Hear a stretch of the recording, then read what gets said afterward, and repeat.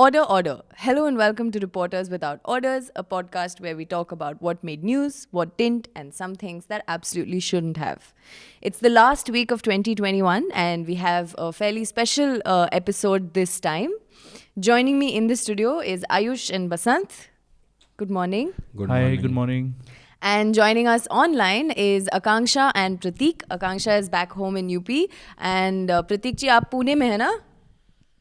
Pune. So anyway, Pune. welcome. Pune. Welcome everyone, and it's a completely in-house episode this time. And I think it's fair to say that we've all had a fairly eventful year, Yeah, very eventful, yeah. right? बिल्कुल. And I mean, I felt like for the large part of the world, the pandemic itself was the biggest story that they covered. But I think here in India, we've had so many different things we've covered over the year, from farmers' protests to follow-ups on CAA, people getting arrested, activists being arrested, lot of deaths among our own among our own colleagues as well. And so today, I actually want to start by reflecting on some of our work. We're not bringing in or talking about any new report. We're looking back on what the year's been like. So at the end of every year, when I've looked back, I always feel like there's that one story which you're done with, but the story isn't really done with you and kind of sticks with you, and you end up thinking about the people you wrote about. So I want to start by asking each of you, what was the most challenging report that you had to work on this year, and how did it come to you? How did you start working on it, and what was the process of reporting that particular story? So who should we start with? I'll go first. So, of all the things, we did a lot of stories on the Delhi riots cases last year also, but we did one this year in February. And even though we had done it, me and Basant had gone to Northeast Delhi multiple times. We knew Gali Gali, Kucha Kucha, but it's always difficult doing those kind of stories because after a point you realize that you have to walk several kilometers, get stuck in the same traffic jams, meet the same police officials, call them who don't respond. But it's also because the number of people who are involved in any riot case that goes on, there's one accused, one complainant, there are 5 accused, there are 6 witnesses, then there are policemen who have statements. So sometimes when we do those stories, and we went back to Northeast Delhi, and this we did in February 21, which was a year since the violence had happened, and it felt that whatever, I mean, of course the people who live there and who are part of the cases happening, these riot and the violence won't leave their lives for a long time, but even as reporters, वहाँ पे वापस जाना, देखना कि सब कुछ वैसा ही है. And you were there during the time of the riots as well. Yeah. और वहाँ पे मतलब जाके ऐसा लगता था कि कभी कुछ बदला ही नहीं. And then sometimes I would ask myself कि हम कभी कभी किसी का घर ढूंढ रहे हैं, 5 बार, 1 बार गए नहीं मिला, 2 बार गए नहीं मिला, तीसरी बार जाके पता चला कि ये करदमपुरी नहीं, ये करदमपुरी, पुरानी नहीं, नई ऐसी. तो उसमें एक, because you were working, and in those areas you'd be walking for hours, and then after you talk to people, and people always had grim stories to tell. कोई किसी की कहानी खुशहाली वाली कहानी नहीं होती थी, सबका कुछ ना कुछ दुख होता है, everyone was suffering. So we thought that when we went back and we did those stories, we thought that we're going to do the same thing all over again. And it's in those moments that I always thought that we have to, what is the purpose of doing reporting when nothing changes? तो कई बार तो ऐसे हुआ कि अगर हम एक नईम को ढूंढ रहे हैं, तो हमें दूसरे नईम मिले, वो भी दिल्ली राइट्स में फंसे हुए थे. जी, एक ही गली में. और हम उनसे बात करने लगे, 5 मिनट बाद पता चला कि हम तो किसी और से मिलने आए थे. जी. एंड ऑल्सो ऑब्वियसली जब हम ऐसी स्टोरीज करते हैं तो उसमें क्योंकि इतने लोगों को मिलते हैं तो पता चलता है कि ऐसी 10 और स्टोरीज हैं. What this person is going through, on whom we are reporting, there are 10 other people going through the same things. And even though as reporters we should be telling everyone's stories, but it just seems very daunting and very discouraging in those moments. And you tend to feel saturated, tired. Have you ever had to take a call to not do somebody's story because there was a deadline and you just couldn't tell that story? Yeah, many times. And I mean, the story that we did, the story was on Sajid Khan, who was He was a complainant. He was shot during the violence, and when he complained, he became the main accused. The police made him an accused. And उसमें जब हम उस case में victim से मिल रहे थे तो 5 लोगों से मिले हम, मुश्किल से ढूंढ के 5 अलग अलग दिनों पे लोगों से मिले. फिर एक छठा बंदा आ गया क्योंकि there were supplementary charge sheets.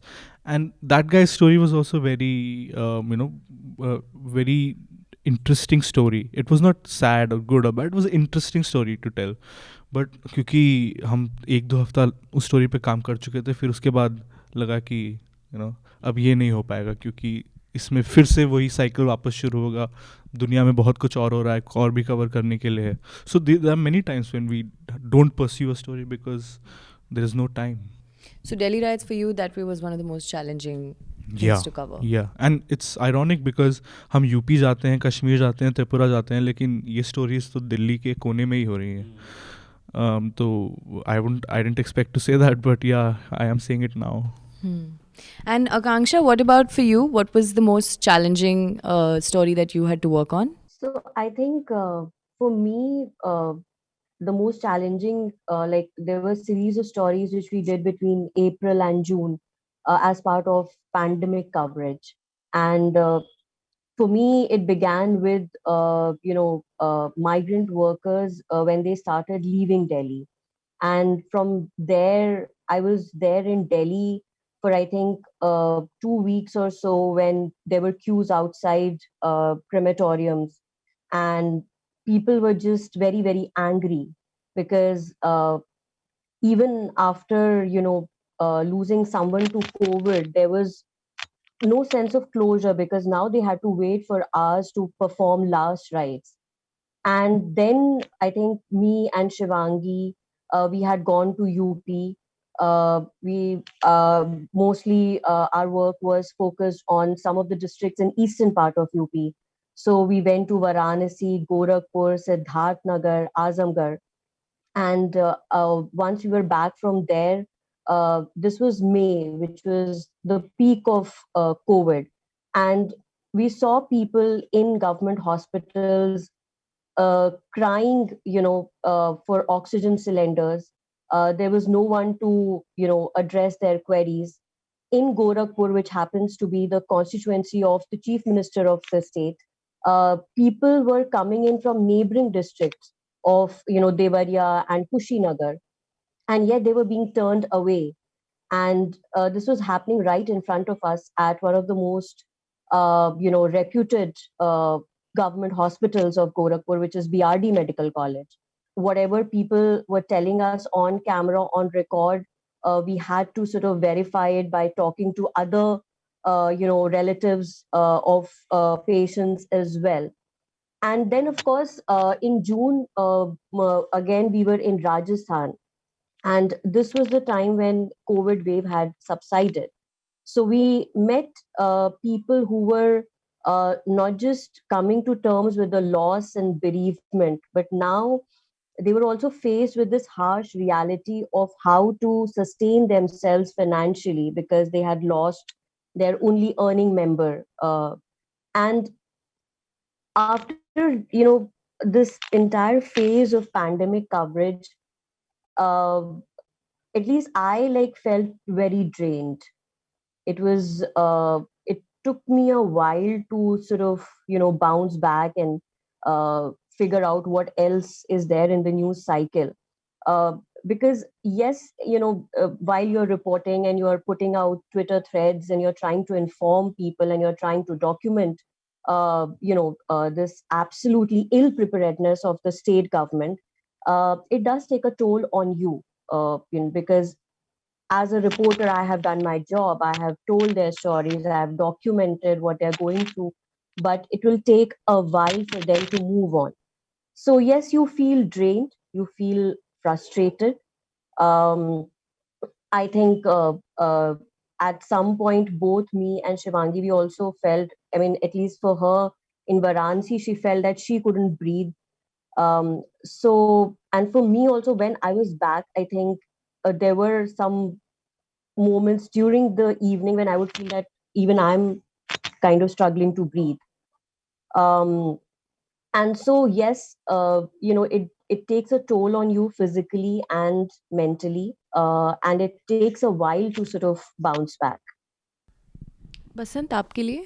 हाँ, तो कोविड का ही रहा कि देखिए रिपोर्टिंग में कई बार होता है कि खबर मिलना और खबर करते हुए परेशान होना। तो खबर करते हुए हम लोग जब परेशान हुए और उस अभी लास्ट टाइम मैं एक वीडियो स्टोरी कर रहा था, तो एक मेरे साथी प्रोड्यूसर ने वो वीडियो मांगा, तो मैंने यूट्यूब पे जाकर दिया और देखने के बाद फिर से मैं उस समय को जीने लगा। जब सेकेंड वेव के दौरान मैं और आयुष पश्चिमी यूपी में थे और हम पहली बार आयुष कोविड से उभरे थे और मुझे कोविड नहीं हुआ था, तो हम दोनों गए और पहले दिन ही हम मेरठ में थे। और वो जो मेरठ मेडिकल कॉलेज का जो दृश्य था, एक तरीके से मतलब अभी हाल ही में यूपी सरकार ने कहा कि ऑक्सीजन से किसी की मौत नहीं हुई है, और उस मेडिकल कॉलेज के जो इमरजेंसी गेट है उसके बाहर लगा हुआ था बाकायदा पोस्टर कि इस अस्पताल में आपको ऑक्सीजन लाने की कोई ज़रूरत नहीं है। और उसके ग्राउंड में मैं और आयुष कुछ खड़े होकर कुछ कर रहे थे, एक आदमी घूम घूम के रो रहा था। बिल्कुल जब हम जो छोटे बच्चे होते हैं और हमारा कुछ पसंदीदा सामान कोई छीन लेता है तो हम रोने लगते हैं, और कई बार अगर आपने देखा होगा बच्चे ज़मीन पे लेट जाते हैं, मिट्टी में शरीर को करने लगते हैं कि मुझे मेरा चाहिए, मुझे दे दो। वो आदमी बिल्कुल उसी तरीके से, और चिल्ला चिल्ला के, एक नौजवान आदमी मतलब एक धीरे धीरे होता है कि आदमी चुप होके अकेले होकर रोना पसंद करता है एक समय के बाद। वो पब्लिक में चारों तरफ मरीज खड़े और रो रहा है कि तू मेरा साथ छोड़ के चली गई, तूने कहा था कि मैं तेरे साथ रहूँगी, अब मैं किससे बातें करूँगा। और मैं उस आदमी को रिकॉर्ड कर रहा था, तो वो उस आदमी का रोना और उसका आंसू का टपकना और वो पीड़ा थी ना कि मैं किससे बात करूँगा। 2 महीने पहले किसी की शादी हो रही है, तो वो बहुत ज़्यादा हंट करता है। उसी दौरान हमने उसी वक्त एक और स्टोरी की थी। वो आदमी काफ़ी गुस्से में था, उसकी पत्नी का निधन हो गया था ऑक्सीजन की कमी कारण। ये 2-3 जो इंसिडेंट रहे कोविड का एक और इंसिडेंट जो मेरे साथ गाज़ियाबाद में हुआ, मैं रिपोर्ट कर रहा था। तो सिचुएशन वहाँ ऐसा था, एक आप लोगों को ध्यान होगा कि एक गुरुद्वारे ने क्या किया था कि वो ऑक्सीजन बांट रहे थे, ऑक्सीजन लंगर लगा रहे थे। तो काफ़ी सारे लोग दिल्ली से यूपी से वहाँ आते थे, तो उस दिन ऑक्सीजन की कमी हो गई थी।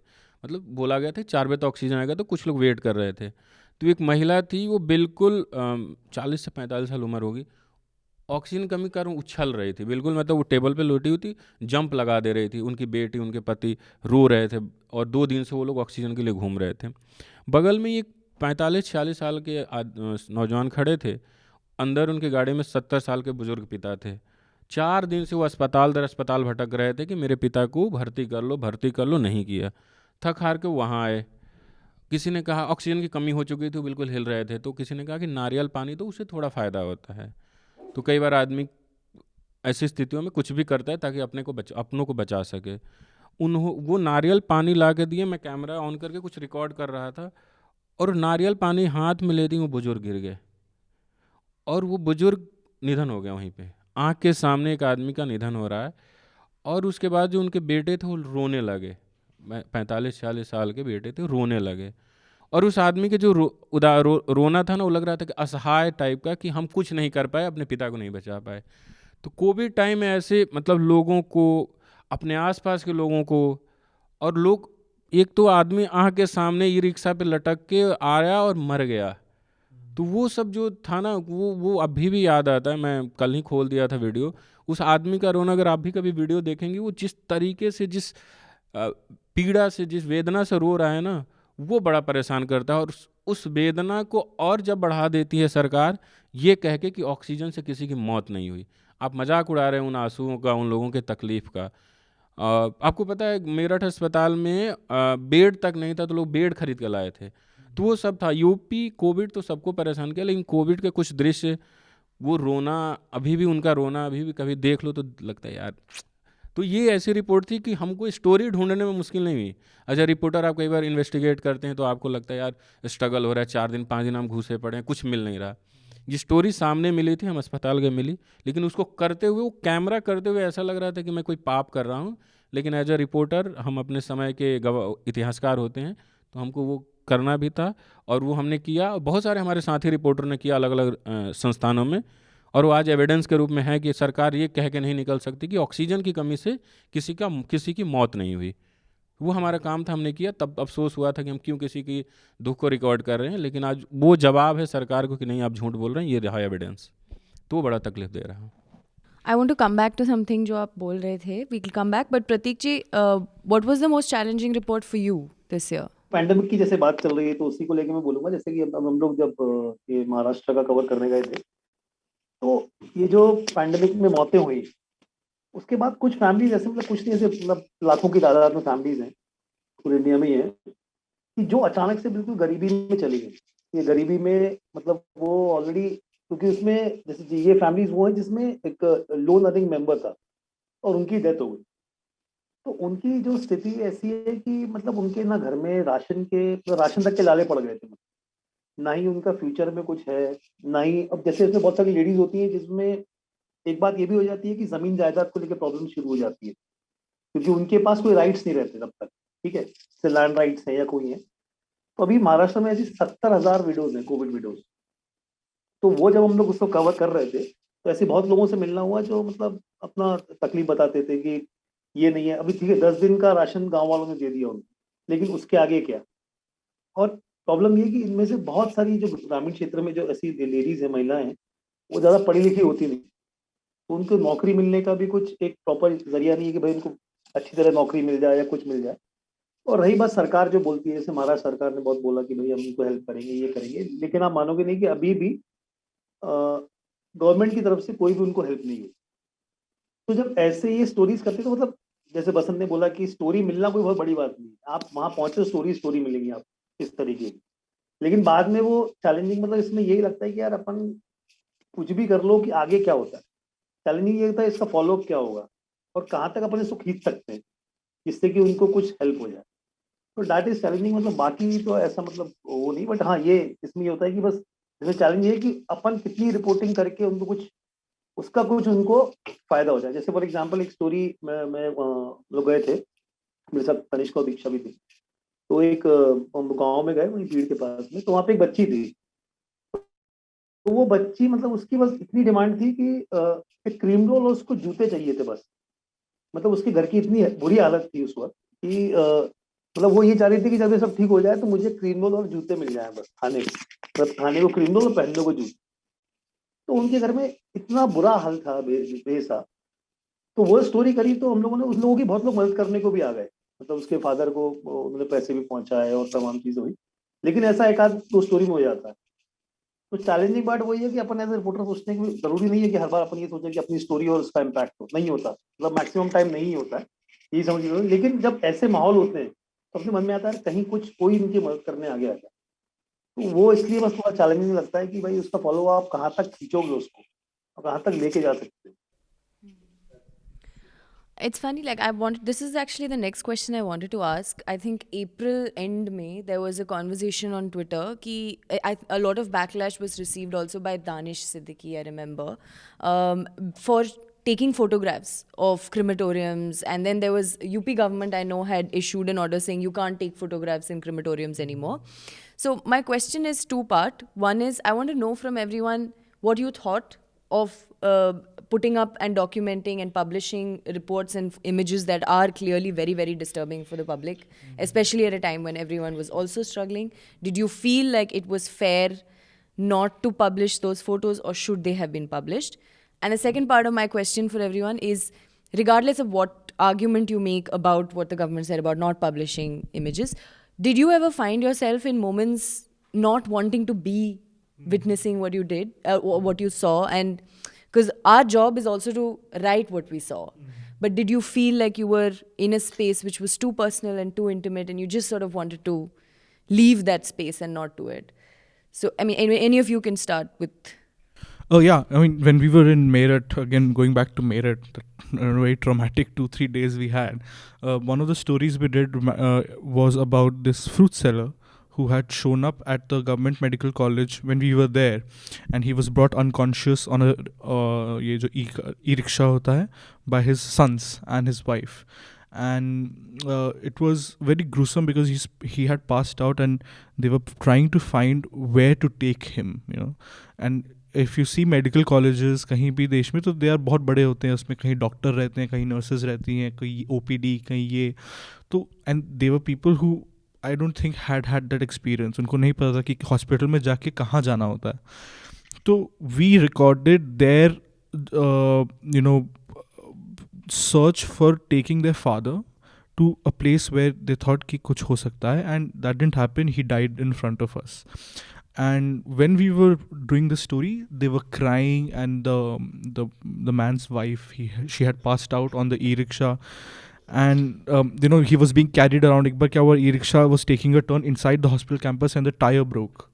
So what worse could have happened in that moment, and they had to carry him on his, एक ने हाथ पकड़ा, एक ने पैर पकड़ा है, and this man was unconscious, his shirt was ऊपर, his pant was नीचे, and we were recording all this. And in that moment I did think कि it's so undignified. जो लोग देखेंगे and probably 1-2 साल 3 साल बाद जब इनके खुद के बेटे ही वापस आके देखेंगे कि हमारे पिताजी का क्या हाल था, तो लगेगा कि इन जर्नलिस्ट ने क्या किया. मतलब हमारे पिताजी को weakest moment, in a moment of death, when it looked very undignified what was happening. But then I thought that we weren't making any of this up, it was happening. If it looked undignifying, it was because in death there was no dignity for people when they were dying in UP or elsewhere. What we are doing is simply something that is happening, and we are showing people that this is what is happening. We are not making it up, this is not acting. These are not actors.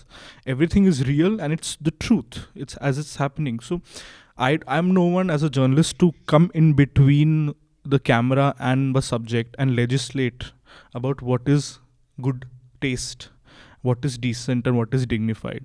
If something is very macabre, if something is dark, then that's the reality, and people have the right to see it without us painting over it. And a lot of people had then said कि अरे उसका कपड़ा दिख रहा है, अरे ये कैसे दिखा सकते हैं, you guys are not being sensitive, you are being vultures, when we were doing that story. But our defense in that moment was that yes, because everything is that, I'm not making any of it up. So, and I don't think journalists should intervene to make something less dark than it is. And that's the same about Danish and other photojournalists and other video journalists who captured the deaths. If it was ugly and it seemed cruel and it seemed over the top, it's because it was those things. People were dying, people didn't have space at crematoriums that Akanksha recorded, people were not getting zameen in the cemeteries. So there was no dignity for any of it at that time, and for people to sit at their homes and expect कि जो मैं देख रहा हूँ ये बहुत गलत है, ये आप कैसे दिखा सकते हैं, तो they should ask the people who legislate and who make policies why it led to something like that, not us for showing how bad things are. Things are bad, and people should just I think accept it. And lastly, when we are doing these things on the ground, for example, the fruit sellers family or any of the people were wanted us to show this. The fruit sellers family did not object at any point, saying कि आप लोग मत करिए ये सब. And when we went elsewhere, people wanted to show how bad things were. So they are there. I think they are the final call. If the family had said कि आप मत record करिए, then that's the only time I would have stopped. Beyond that, people wanted to the camera to capture what they were going through. They wanted us to write about them, and they wanted the stories to be told that this did happen. And we can't capture every story, but ठीक है, 100 में से 2-3 तो हम बता ही सकते हैं. So people who try to legislate what is good sense or what is good taste and what should be decent and dignified actually have are in a bubble where probably they don't want to see how cruel the world can be. Yeah. बसंत आपके लिए? एक चीज, हाँ बताइए प्रतीक जी. मैं एक चीज में ये मत जैसा आयुष बता रहा था, जैसे बात जैसे आपने पूछा कि डिग्निफाइड है नहीं है, वो ठीक है, वो चीजें की जा सकती हैं, वो डिग्निफाइड पोस्चर में किसी की डेथ हो रही है, वो सब हो सकता है. लेकिन जो बात जैसे दानिश सिद्दीकी के बारे में कि भाई ये फोटो उनको उनको क्रिटिसाइज कर रहे थे, अगर इसी क्रिटिसिज्म पे अगर लोग उसको मान के चले तो एक्चुअली ये जो डेथ्स का ये जो नंबर्स का खेल है ना, ये कभी उजागर नहीं होता. उसकी शुरुआत हुई थी एक्चुअली भोपाल से. तो वो जो फ्रीलांस फोटोग्राफर था, उसने ड्रोन से वो जो 40 लाशें चल रही थी उसका फोटो लिया था. दैनिक भास्कर ने उसको फ्रंट पेज पे छापा था. उसके बाद बवाल हो गया था. उसके बाद हर जगह हर तरफ से ऐसी स्टोरी शुरू हो गई थी, क्योंकि उस वक्त तक मध्य प्रदेश सरकार, मतलब सोचो एक शमशान में 40 लाशें जल रही, ठीक है, वो पूरे भोपाल का दिखा रहे हैं कि 2 लोगों की मौत हुई. पूरे भोपाल का, ठीक है? मतलब तो वो एक ऐसी मतलब उसका फोटोग्राफ लेना, मतलब स्टोरी से ज़्यादा एक फोटोग्राफ या वीडियो में, जैसे बसंत और आयुष गए थे या कांक्षा ने जो वीडियोज़ लिए, तो वो वीडियो इतने पावरफुल हैं कि आपको लिखने की ज़रूरत नहीं है उसमें कुछ। वो देख के ही आदमी समझ जाएगा कि भाई क्या खेल है। तो ऐसे सिचुएशन में, मतलब ऐसे मतलब सर्कमस्टेंसेस में आई थिंक जर्नलिस्ट को मतलब ये नहीं सोच सकते अपन कि भाई क्या दिखाना है, क्या नहीं दिखाना। जो चल रहा है वो तो दिखाना ही पड़ेगा उसको, अदरवाइज तभी वो फैक्ट सामने आएंगे। और उसके बाद ही जब वो ये भोपाल वाला इंसिडेंस हुआ, उसके बाद ही फिर ये जो नंबर ऑफ डेथ जो फर्ज करने का जो पूरा हर गवर्नमेंट कर रही थी, उसकी पोल पट्टी खुलना शुरू हो गई थी। जो आयुष ने कहा, मैं उससे बहुत हद तक सहमत हूँ कि हम वो अगर फैमिली रोक रही है, कई बार होता है कि फैमिली आपको मना करती है। जैसे हम लोग गाजियाबाद में थे, तो एक महिला जिनकी बात मैं कह रहा था वो उछल रही थी, तो बहुत सारे फोटोग्राफर फ़ोटो ले रहे थे, तो उनकी बेटी ने बोला कि मत लो। उस वक्त जब फैमिली मना कर दे तो उस वक्त नहीं लेना चाहिए, ठीक, उनके सहमति का ख्याल रखना चाहिए। लेकिन हम क्यों ना करें? ये बहुत सारा उठाया गया। जब दानिश सिद्दीकी का निधन हुआ तो कहा गया कि ये फ़ोटो बेचता था। एक तो हिंदुस्तान में आधे लोगों को फ्रीलांसिंग की समझ ही नहीं है। भाई फ़ोटो खींच रहा है, फ्रीलांसर है, हालांकि दानिश रिपोर्टर्स में थे, लेकिन जो फ्रीलांसर वो फ़ोटो बेचेगा ही, 1 लाख 1.5 लाख जितनी की अच्छी फ़ोटो उसकी होगी। लेकिन क्यों ना दिखाया जाए? बहुत राइट विंग के लोगों ने और बीजेपी के लोगों ने, जिनकी सरकार, उन्होंने कहा कि नहीं, आप देखिए अमेरिका में इतने लोगों का निधन हुआ, उन्होंने अपने शमशान घाट की तस्वीरें नहीं दिखाई। फॉरेन मीडिया इंडिया की छवि खराब कर रहा है। लेकिन फिर वहीं इससे पहले वाले जवाब में कि हमारी सरकार झूठ बोलती है। अमेरिका अमेरिका में झूठ नहीं बोला गया कि 5 लाख लोग मरे तो वो 3 लाख दिखा रहे थे, जितनी मतलब वहाँ के आंकड़े आ रहे थे। हमारी सरकार झूठ बोलती है। मेरठ में ही मैंने और आयुष ने रिपोर्ट किया कि आंकड़े दिखा रहे हैं 0, और उस दिन 44 लोगों की मौत हो रही है, जो वो शमशान घाट का रिकॉर्ड कह रहा है। और ऐसे हर जगह पे हुआ, दिल्ली में भी हुआ। 100 लाशें जल रही थी सीमापुरी शमशान घाट में, और सरकार कम लाशें दिखा रही थी। तो जब अपनी सरकार झूठ बोलती है, जब अपनी सरकार वो जब तस्वीर सबके सामने, उत्तर प्रदेश की एक महिला है जो अपने पति के मुंह में अपने मुंह से ऑक्सीजन डाल रही है ऑटो रिक्शा में बैठे हुए, सबने तस्वीर देखी, तब भी सरकार कह रही ऑक्सीजन से मौत नहीं हुई। तो अगर हम तस्वीरें नहीं लेते, हम वीडियो नहीं करते, तो बहुत मुमकिन है कि हमारी सरकार ये कह जाती कि कोरोना से तो किसी का निधन ही नहीं हुआ। सर, लोग पत्रकार झूठ बोल रहे हैं। तो बहुत ज़रूरी था। और हम अब मान लीजिए, जैसे हम भोपाल त्रासदी की बात करें, जो भोपाल में गैंग्स ट्रेजेडी हुआ था, अगर उसकी तस्वीर नहीं ली गई होती, अगर उसकी तस्वीर आज हमारे सामने फोटो जर्नलिस्ट का मैं नाम भूल रहा हूँ, रघु राय, अगर रघु राय ने वो तस्वीर नहीं ली होती बच्चे की जिसकी आंखें दिख रही है, हम कैसे सोच पाते कि वो त्रासदी कितनी भयानक थी। गुजरात राइट्स की वो तस्वीर जो एक आदमी ऐसे करके आता है, अगर वो तस्वीर नहीं होती, हम कैसे जान लेते कि दिल्ली राइट्स में अगर दानिश सिद्दीकी की वो तस्वीर ना हो, जिसमें एक मुस्लिम व्यक्ति नीचे है, ऊपर से लट मारी जा रही है, तो उसकी जो पूरी जिस हद तक वो नीचे हुआ था, हम कैसे तय करेंगे? तो मुझे लगता है कि हम अपने समय के हिस्टोरियन हैं, जर्नलिस्ट, हमें उन तस्वीरों को, उन वीडियो को रखना चाहिए। बुरा लगेगा क्योंकि हमारी सरकार को सब कुछ बुरा लग रहा है, हर समय लगता है, इसमें कोई बुरा नहीं। अगर फैमिली मना करेंगे तो नहीं करना चाहिए। But is this a common belief for everything? Akanksha, I'm just coming to you, but like what I'm thinking of is also, I remember when we had reported on Hathras, when Akanksha and I had started, there were quite a few images of the girl uh, outside the police station where she clearly looked very injured, but internally we also took a call not to show it, we blurred it, which I was very confused about. And then there's also this thing about giving trigger warnings all the time. So Akanksha, I want to actually ask you your thoughts on this, about the question we just spoke about, and also, is there a fine line?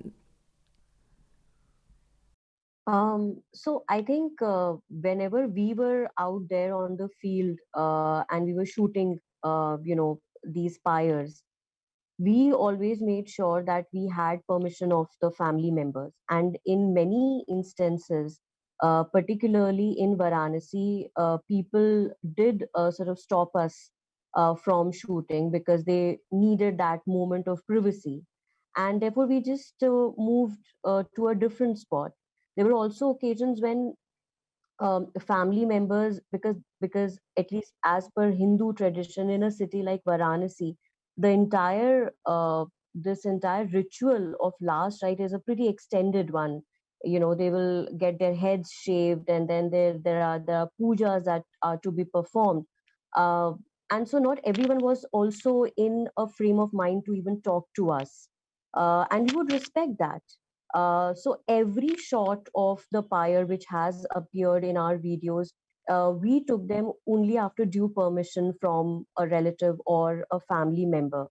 And like even in Delhi, for instance, in West Delhi, I visited two crematoriums where they were. It's like a huge. It was a huge row of dead bodies, from the entrance gate to the point where there were these two furnaces. And people who have been in charge of these crematoria, they told us that they have never seen such a sight before.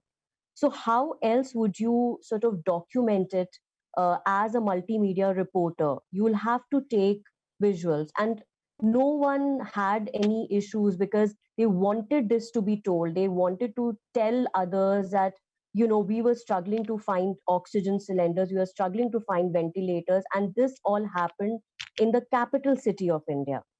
So as long as I think you are not breaching the privacy of a family while they are mourning the loss, I think this had to be told through photos, through videos, and through those bites. There was no other way you could have highlighted this abject failure of the government machinery, both at the state as well as the center. Hmm. Hmm. Ayush, you had some questions for us as Yeah, well? I mean, since we started on a very grim note, talking about stories that were tough and disturbing, and then we extensively talked about COVID. I want to move on to on a better note, Akanksha, Pratik, and both of you. Ki from time to time we all feel disillusioned and we feel that what's the point. Pratik ने ही बोला कि हाँ story ज़्यादा से ज़्यादा story का कुछ impact नहीं होता. And we all go through that phase. लेकिन कभी कभी ऐसा होता है कि जब हम सुबह उठते हैं अपने फ़ोन पे या न्यूज़पेपर पे कुछ एक ऐसी स्टोरी पढ़ते हैं which again reaffirms our faith कि हाँ journalism is a good, it's a public service, that it is worth doing. तो कभी कभी ऐसी एक स्टोरी आती है जो इतनी बढ़िया होती है कि it removes our, it takes us back to our confidence कि हाँ you did the right thing by doing choosing this profession. So इस साल आपने ऐसी कोई स्टोरी अगर पढ़ी है जो, और वो it doesn't have to be a story on a big issue, वो कोई छोटी से छोटी स्टोरी हो सकती है, it can be a feature story और cricket story whatever, but I want to know if you guys have any such stories जिसमें आपने पढ़ा और आपको लगा हाँ despite all our doubts this is the right thing, we are doing the right thing. अभी recently Indian express ने एक स्टोरी करी हुई अयोध्या को लेके, जिसमें वो डीएम के पिताजी और तमाम जमीनें, तो वैसी जब स्टोरीज होती हैं उसमें अगले दिन तुरंत उसका इम्पैक्ट देखने मिल गया, अगले दिन तुरंत ही. और ऐसी एक स्टोरी इंडियन एक्सप्रेस में ही आई थी, दीपांकर चैटर्जी करके रिपोर्टर आई थिंक उसने की थी, बिहार के गांव के बारे में. आई थिंक नाम भूलना बिहार उस जगह का, आई थिंक भागलपुर का था ना, भागलपुर के पास नहीं.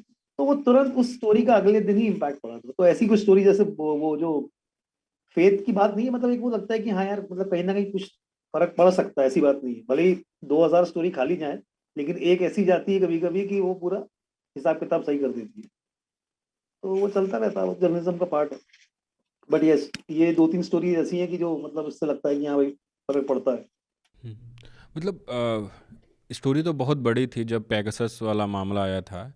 तो बहुत दिनों से कुछ इंडिया में आप देखिए इन्वेस्टिगेटिव जर्नलिज्म का स्कोप है नहीं उस हद तक, मतलब स्कोप क्या है ही नहीं ज़्यादा.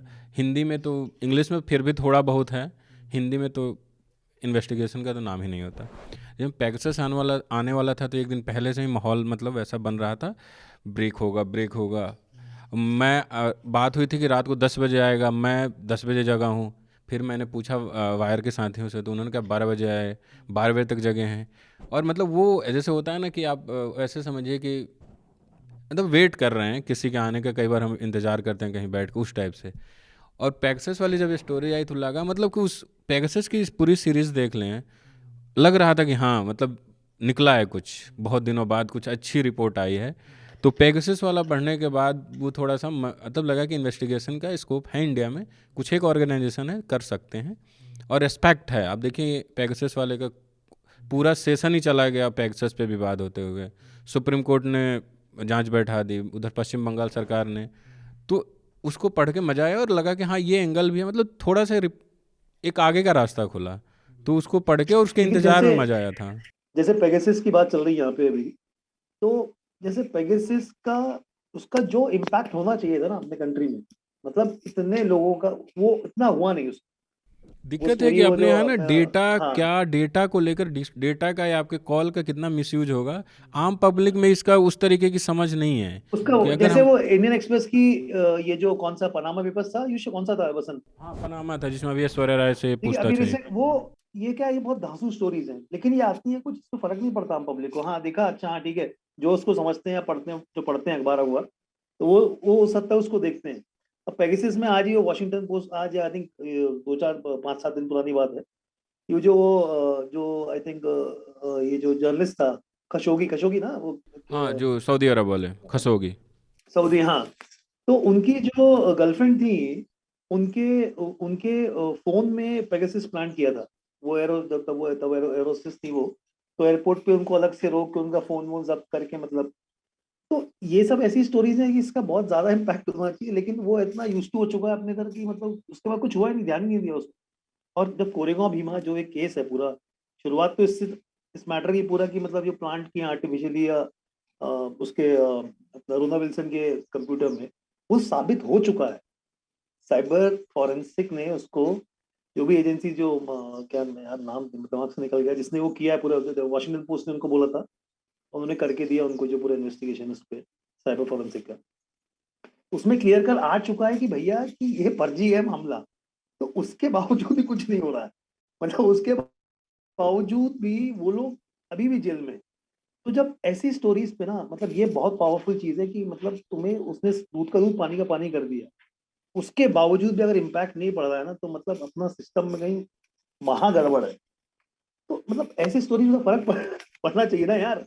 मतलब छोटा मोटा फर्क की बात नहीं कर रहा हूँ, बहुत बड़े फर्क की बात है ये। सीधा एक मैटर में जिसमें तुमने 3-4 साल के पेल के रखा है, 5-7-10-16 लोगों को जेल के अंदर, वो भी कुछ फर्जी कागजातों के बेसिस पे कि हाँ ये इन्होंने मतलब ये इसको लिखे और ये नक्सली हैं और ये तमाम चीजें, वो साबित हो चुका है कि वो तुमने प्लांट किए, उसके बावजूद भी बेचारे वो लोग जेल में जी। तो इससे ज्यादा, तो ऐसे जब स्टोरीज में सब कुछ साबित होने के बावजूद भी कुछ नहीं होता ना, तो वो फिर अपने सिस्टम ही समझ जाओ कि किस लेवल पे जा चुका है।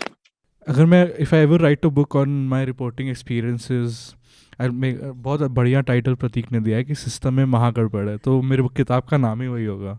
But Nidhi, you tell us. I think for me it's the things I've enjoyed looking at or have restored my faith in journalism has really been good writing over this year, because I have felt personally for me, because there's been so dark this year, writing really took a backseat. Like it became difficult to use words to tell the same story over and over again.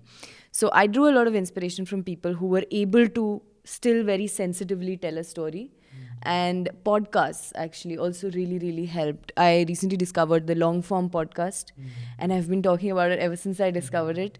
It's a very, very simple podcast where they have even young reporters. One of my favorite episodes is with, I'll just tell you the name, is with Mirin Feder. She was a sports journalist, and she spoke about how she did stories of athletes, but not just from a sports angle. Like these are human stories of people and their journey, and how difficult it was to freelance, and how she kept that drive alive, and just really rethinking the idea of impact, right? Because we also like enter journalism with the idea that we're going to change the world, and that's how journalism is portrayed.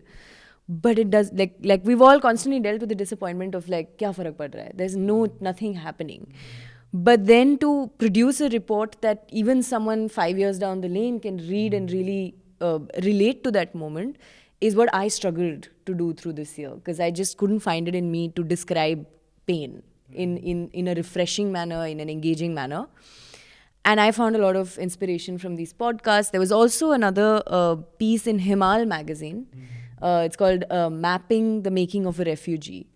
where this author just follows people from Afghanistan who've moved as refugees to Europe, and artists and musicians, and how they reintegrate themselves in society. But these are conversations he has over months.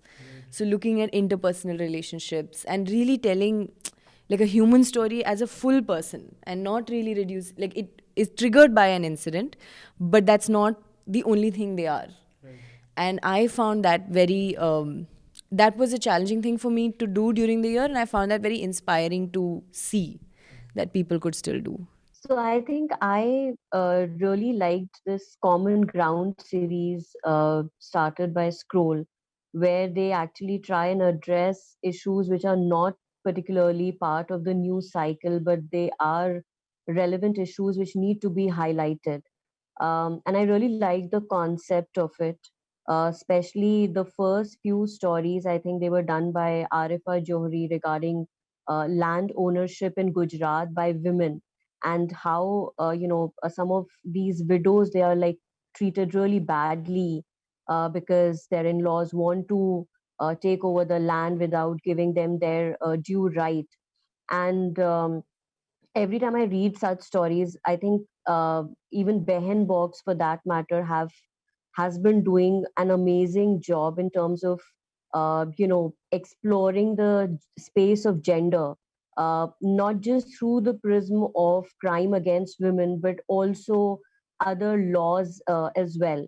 Um, so I think every time I read these stories, my thought is कि wow, मतलब ये मुझे क्यों नहीं strike किया? And you should also look for these issues which are relevant. It is impacting people's lives, and yet I think most of the time you land up doing very typical stories, whereas in terms of even this government introducing new bills related to surrogacy and mental health and related to transgenders, I think at least for me, I feel that it's important to explore the impact. Like, I really want to put a human face on these laws and legislation and see whether these laws are working out for them or not. So yeah, those are the kind of stories which I really was kicked after reading them. Okay, so we'll just go around and see if anyone has questions for each other. Basant? हाँ, मैं आप सबसे ये जानना चाहूँगा कि हमने वो बात कर दी कि कौन सी स्टोरी जो आपको कठिन लगे। कई बार हम ग्राउंड पे होते हैं और कई स्टोरी होती है जो करते हुए मतलब एक रिपोर्टर की हालत ख़राब हो जाती है। अगर आप कुछ ढूंढ रहे हैं, कुछ तलाश रहे हैं, मिल नहीं रहा, मुश्किल हो जाती है 2-3 दिन, ऊपर से आप डेडलाइन भी है कि आपको इतने तारीख तो देना है। हालांकि न्यूज़ लॉन्ड्री में उस तरीके से नहीं होता, लेकिन एक तरीके से होता है कि आप 10 दिन 15 दिन दे दिए, आपको कुछ मिल नहीं रहा। तो कब ऐसा हुआ कि कोई स्टोरी और वो अच्छी स्टोरी निकल गई, कुछ ऐसा, या कोई अच्छी स्टोरीज को करने का पूरा प्रक्रिया आप बता दें? जैसे आप अयोध्या का बता सकते हैं, आप हाथरस का, आकांक्षा जी हाथरस का, उसके बाद आपने इतना लंबा सीरीज किया है सिद्दीकी कपन पे, प्रतीक सर ने, तो कोई एक जो आपको अच्छी स्टोरी लगती हो और उसको करने की यात्रा। मैं तुम्हें एक स्टोरी की याद दिलाता हूँ और तुमको काफ़ी यादें वापस आएंगी तुम्हारी। और ये ऐसी स्टोरी थी जिसमें हम फ्रस्ट्रेट हो गए थे और ये स्टोरी निकल नहीं पाई, और हमें कई बार ऐसे मोमेंट्स हुए कि हमें लगा हम आ गई है, स्टोरी आ गई है, और वो like a slime ball, it kept getting out of hand and we didn't do that story, but we won't name names. एक बहुत बड़े बाबा जी हैं इंडिया में, उनकी एक बहुत बड़ी फैक्ट्री है जो दवाइयाँ शैम्पू बनाती है, और वो उन्होंने जब इतना बताने के बाद नाम कौन नहीं जान पाएगा। I don't know. I don't want to get into legal fracas all over again, but he had said during the second wave that none of his employees in his ashram had tested positive for COVID. ये blanket statement था। और जब हम हरिद्वार गए थे तो हमें काफ़ी administration में the good thing about government, and we talk we don't have good opinions on how governments work or how policy makers work, but there are always good people who want to help, जो मदद करना चाहते हैं। और उस story में एक व्यक्ति ऐसे थे जिनके पास डॉक्यूमेंट्स थे जो प्रूफ करते थे कि ऐसी बात नहीं है कि लोग पॉजिटिव थे, उनके कैंपस पे रह रहे थे, और स्वामी जी ने झूठ बोला था, और हमें वो सब कुछ डिटेल्स मिल गई थी. लेकिन जो अंदर के डॉक्यूमेंट्स जो हमें चीफ मेडिकल ऑफिसर के ऑफिस से मिले, उसमें मुझे याद है हम ट्रैवल कर रहे थे तब वेस्ट यूपी में, हर 2 घंटे पे we used to call our source कि कब मिलेगा, और वो he was also under pressure, so he would also say give me some time, I don't want to give myself away. ये 3-4-5-6 दिन तक चला था आई थिंक, और हम वापस जब ख़त्म करके आ गए थे तब भी, और फिर जब हमें फाइनली कुछ मिला था, तो मुझे याद है जिस दिन we got the names of peoples who had apparently tested positive, तो बसंत को वो डॉक्यूमेंट्स मिले और he started calling people right away, and उसमें भी सबका कॉन्टैक्ट डिटेल्स, कुछ लोग तो थे ही नहीं एसोसिएटेड, कुछ लोग थे, and that was also turned out to be not a very credible list of people. We thought they were people from the ashram, Swami जी के आश्रम से. काफ़ी लोग थे, जो काफ़ी एक लोग थे. रैंडम आया था कि कोई नहीं था, तो उसमें कई लोग थे. और अभी मैं हाल ही में हरिद्वार गया था 2 दिन पहले रिपोर्टिंग के लिए, तो एसपी ऑफिस तुमको याद हो उसी रोड पे पड़ता है जहाँ सीएमओ ऑफिस पड़ता है. तो जब मैं जा रहा था तो हम सोच रहे थे कि यही वो जगह है जहाँ हम पूरा दिन खर्च कर दिए थे बस एक डॉक्यूमेंट के लिए. और मुझे याद हमने इतना, मतलब वो अधिकारी वो दे देता, लेकिन उसका सीनियर आ जा रहा था बार बार, और उसके चक्कर में वो दे नहीं रहा था. आने के बाद वो स्टोरी हो जाती तो काफ़ी इंटरेस्टिंग स्टोरी थी. Yeah, sometimes trying to be in a room with a source is like trying to find a space with your lover, you know. Right? People come and then you have to be embarrassed and then you have to shrink back and you have to look all, you know, and you cannot do things you would do. So it was that kind of moment, and we thought ki yaar, we just need 5 minutes with this guy. No one should come and he'll give us something. But कोई ना कोई बाबा आ जा रहा था, मैं बाहर खड़ा था, ये अंदर खड़ा था, कभी ये अंदर मैं बाहर. We were just trying to really have a strategy, but it didn't work out. And ऐसे होता है फील्ड पे बहुत बार कि 6-7 दिन थक हार के हम लगाते हैं, एक स्टोरी हमें पता है होती है लेकिन वो निकल नहीं वो पाती. ऐसा हुआ था कि मतलब वो शीशे के बाहर दिख रहा है कि सामने रखा हुआ है खाना का, लेकिन शीशे में ताला लगा हुआ है, आप शीशा तोड़ नहीं सकते और ताला की चाबी है नहीं. तो आप देख रहे हैं कि हाँ खाना, वो दिख रहा था सामने लैपटॉप में, एक बटन दबाएगा, आधा दे चुका है, आधा देना है, और वो हमें खाना नहीं मिला और हम थक हार के स्टोरी को छोड़ ही दिए थे. आपका Nidhi ji? I think mine will it's just come back to Hathras as being the most difficult journey of reporting. It's the same thing because like every month Parikshit and I have been going back often, and this story isn't moving. And the sad part is that's no longer a story. Right? Every time we go back and come, I have a conversation with Raman sir or Manisha, and we're talking about what was new this time, what can we report on. And the fact that there isn't anything new to report on months after the incident becomes very challenging as a reporter, because and then it also becomes, you have to start asking yourself, am I too invested in this? Is this too far into this? Should I now take a step back? Because it also becomes this thing when you start realizing that when you go back to a family so many times, you become representative of that incident for them. And every time they see your face, they're reminded of the shit that they had to deal with. So it's also a question of how many times can you actually do that to a family. And every time there's an act of violence that as gory as what happened in Hathras, at that moment everyone has a story to tell. But I think we've also news has become such that a lot of things we don't feel are news anymore, but there's so much violence that exists in simple things like the travel to court, and how unsafe they feel on that journey from Hathras to Lucknow, the kind of environment outside the court premises where there's a victim's family and the accused family right there, and that moment of interaction is quite powerful. But that's not news for us, and that's not and we're also constantly not really asking about what led to this incident. It's never really just that moment. There's of course 4 men who've arrived at this point in their life where they allegedly did this crime. So I think really asking those questions has been tough also, because you constantly need to convince yourself what you're doing is relevant and is news. And I think that's been quite a challenge for me and a massive learning experience of how to tell a story. Prateek sir, ऐसी कौन सी story रही जिसको करने के दौरान काफ़ी मुश्किल आई, मतलब मेंटली नहीं, मतलब मेंटली तो होगा ही, लेकिन एविडेंस निकालने में, एविडेंस जुटाने में, और कई बार लगा कि छोड़ो अब नहीं करना है, लेकिन आखिर में हो भी गया और अच्छा हो गया। तो ऐसा तो नहीं लगा कि छोड़ो अब नहीं करना है, बट हाँ ये सदगुरु वाले उसमें मतलब वो ऑब्वियसली अनिल सेना था, तो छोड़ो नहीं करना है मतलब तो गेम हो जाता अपना।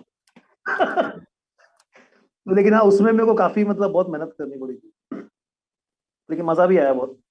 उसमें 3 साढ़े 3 महीने लग गए यार ऑलमोस्ट, उसको करते करते करते करते। थोड़ा तो उसमें मतलब गोपनीयता डॉक्यूमेंट्स छुपाते निकालो। हुए प्रक्रिया बता दीजिए, मतलब क्या क्या क्या? प्रक्रिया की क्या प्रक्रिया रही, कैसे? बहुत मुमकिन होगा कि जो बहुत सारे हमारे नए जर्नलिस्ट आते हैं और कॉलेज के स्टूडेंट होते हैं, उनको भी एक रास्ता मिल जाता है, तो वो भी अगर आप साझा कर दें तो। प्रक्रिया यार थोड़े तो मतलब जैसे अभी सोर्सेज होते हैं अपने, ठीक है, अभी वो अब जब सदगुरु का है तो थोड़ा बहुत उसके बारे में थोड़ा बहुत पता ही है कि वो क्या क्या मतलब बोलते थे, या वो नलसारी कुछ वीडियोस हैं उनके बारे में, और बहुत सारी कहानियां हैं मतलब अलग अलग। अब लेकिन बात ये है कि इस कहानी में ये अ, बात को प्रूव करना ये कि भाई उसको वेरीफाई कर रहे हैं, क्योंकि ऑब्वियसली ये ऐसा मैटर था कि अगर अपन इतना भी गलत हो जाए तो केस तो पक्का ठुकना ही है, ठीक है ना, तो वो वाली बात है। तो अब जनरली सदगुरु के बारे में बोलते हैं कि भाई इन्होंने जो एक आम धारणा है कि लैंड ऑक्यूपाई कर लिया इलीगली, ये वो तमाम चीज, तो उस चीज को कितना वेरीफाई कर सकते हैं, कितना, तो उसके लिए डॉक्यूमेंट्स निकालना, मतलब वो एक एक डॉक्यूमेंट के लिए एक जन के पास जाना और दूसरे जन के पास जाना, ये करना, फिर स्पॉट पे जाना, ठीक है। तो मेन मतलब मैं ये बोल रहा हूँ कि कोई भी स्टोरी होना, अगर आपके पास जितने सोर्सेज होंगे, सोर्सेज तभी बनते हैं जब आप लोगों के पास, मतलब मेरा मानना ये है कि स्टोरी मिले ना मिले, आप दो चार लोगों से बात करो, या अगर आप घूमने, अगर ग्राउंड पे हो तो आप घूमने जाओ, लोगों से मिलो, ऐसे ही जाके मिल के आओ, तो वैसे ही सोशल डेवलप होते हैं, सोशल डेवलप हो जाते हैं, तो ये सब चीजें करना थोड़ा सा इजी पड़ जाता है। तो अब इसमें जैसे जैसे बढ़ते गए आगे तो एक स्टोरी मिलती है, तो इसमें बात है कि इतना ज्यादा मैटर था इसमें कि उसको स्ट्रीमलाइन करना मतलब आसान काम नहीं था, तो इसलिए, और उसको डबल डबल डबल ट्रिपल जितनी बार वेरीफाई कर सकते हैं अपन करते गए, और करते करते, लेकिन आज भी वो स्टोरी जैसे कभी अपन अपना जो सोशल मीडिया वो डाल देता है, तो अभी रिसेंटली मतलब किसी ने टैग करके मेरे को डाला कि तुम लोग बहुत बकवास करते हो और ये और वो, और ये देखो आरटीआई में ये आया है कि, तो मतलब इतना वो आरटीआई भी यार, मतलब अपना स्टोरी क्या है, अपना स्टोरी ये इलीगल ऑक्यूपेशन की बात तो दूर की है, उसमें तो अपन घुसे भी नहीं है। तुमने इलीगली जो कंस्ट्रक्शन किया था उसको लेके डेमोलिशन का ऑर्डर हो चुका है, ठीक है, उसको तुमने बकायदा रखा रहा, किसी चीज को माना नहीं, किसी भी रूल्स को फॉलो नहीं किया, लगातार वॉयलेशन करते रहे। उसके बाद वो जो डोनेशन के नाम पे जिस तरीके से वो पूरा उसका वो मतलब 3 पार्ट्स में थी, उसमें बहुत सारी चीजें थी, बहुत सारी चीजें तो अपन ने इंक्लूड भी नहीं करी, क्योंकि वो एक स्लैंडरिंग हो जाएगी, मतलब कि भाई अभी उनके ऊपर बहुत लोग, एक जनरल ये है कि भाई उनकी वाइफ को लेके बहुत सारी एक थियरीज है, मतलब तो ऐसी चीजों में अपन घुस ही नहीं सकते कि जो अपन उसको साबित ना कर सके। बहुत दिनों तक कुछ पब्लिश नहीं होता, वो भी लगता है ना, बहुत दिनों तक कुछ पब्लिश ना हो तो लगता है कर क्या रहे हैं, और आप एक स्टोरी पे काम कर रहे होते हैं। वो भी सही बात है।